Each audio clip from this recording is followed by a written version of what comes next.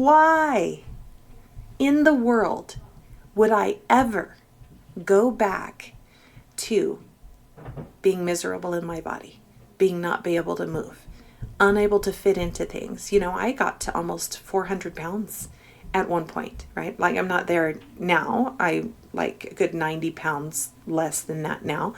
But like, I got to where I could not, if I gained any more weight, I was not going to be able to move the steering wheel anymore, right? Like, it was going to be stuck because my belly was in the way and I couldn't move the steering wheel, right?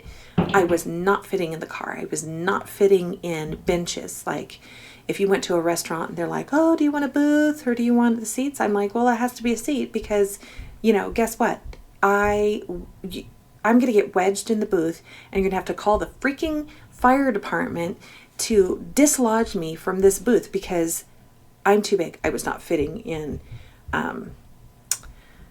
movie theater seats, like we'd have this kind where you push the button on the side and the seat would go up and down. Okay.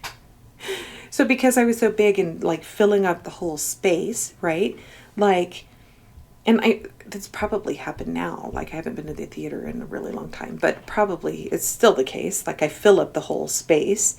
So like, that means my leg is pressing on that button because the people were not smart enough to put the button on top, right? Or like at the end or somewhere not by your thighs for heavy people. I guess they don't think that people are heavy enough to push the buttons, but I push the buttons, right? So here I am. I'm trying to have my legs reclined, but they keep going up and down. Why? Because any little tiny move that I make, I'm pushing the button. And so I'm like, ooh, like trying to squish over to the side and trying to, it's not comfortable to watch a movie that way. But when you're stressed out the entire time that, your fat is pressing the button and you are going to be moving it up and down the whole time.